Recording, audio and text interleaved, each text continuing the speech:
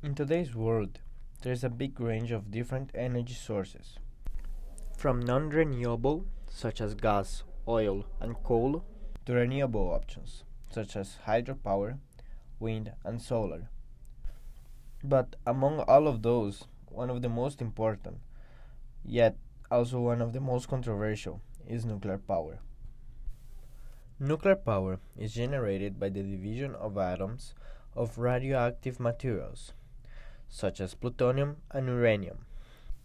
That type of reaction creates gigantic quantities of heat, which in turn is used to make steam that spins turbines to generate electricity. However, since the 3 Mile Island disaster in 1979, people have been trying to stop the use of nuclear power as a main energy source.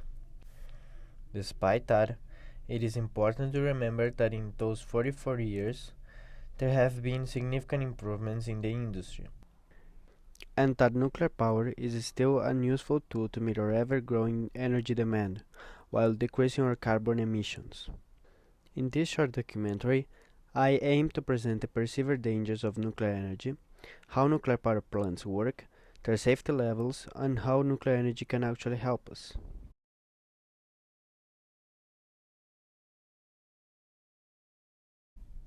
Right after the Second World War ended with the bombing of Hiroshima and Nagasaki, the United States created a federal agency called the Atomic Energy Commission, with the objective of finding peaceful uses for nuclear energy, with the most promising one being, of course, nuclear power plants.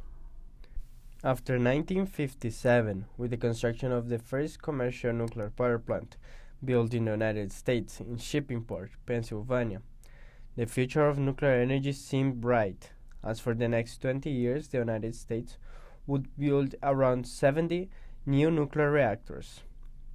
By the end of the 80s, nuclear energy produced almost one-fifth of all energy consumed by the United States, the second biggest power source in the country back then. Despite the clear success nuclear energy had in the late 20th century, two unfortunate events happened around the 80s that cast a shadow over its future. Those events being Chernobyl and 3 Mile Island, both of the most severe nuclear disasters in history. The 3 Mile Island accident occurred in 1979, and it's considered the most serious nuclear accident in the history of the United States.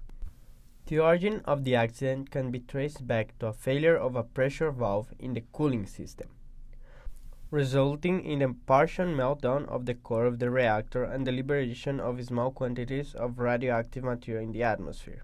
Although 3 Mile Island didn't cause deaths, nor the destruction of any building besides the reactor itself, it is still a turning point in the United States nuclear history. Since due to the communication failures between the local government and the media, a lot of unnecessary panic was created that still echoes through our society today in the form of baseless fears about the safety of nuclear power plants. Chernobyl needs no introduction, as it is the biggest nuclear accident in history, and well known for the destruction it caused in the Soviet Union, today's Ukraine. It happened in 1986, caused by a failed security test.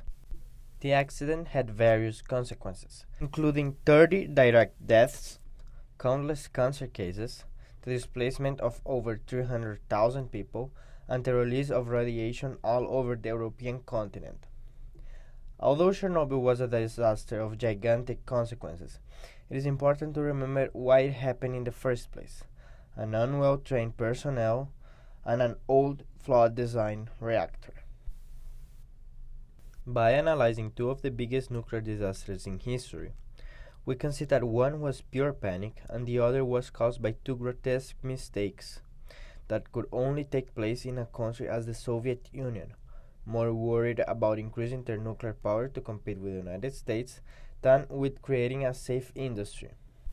Even when analyzing other of the biggest nuclear disasters, we can see that none of them caused deaths by radiation, one of the biggest fears surrounding the use of nuclear energy. When compared with other energy sources, nuclear energy is one of the safest ones, and one of the most reliable, as they can produce their maximum output of energy 92% of the time.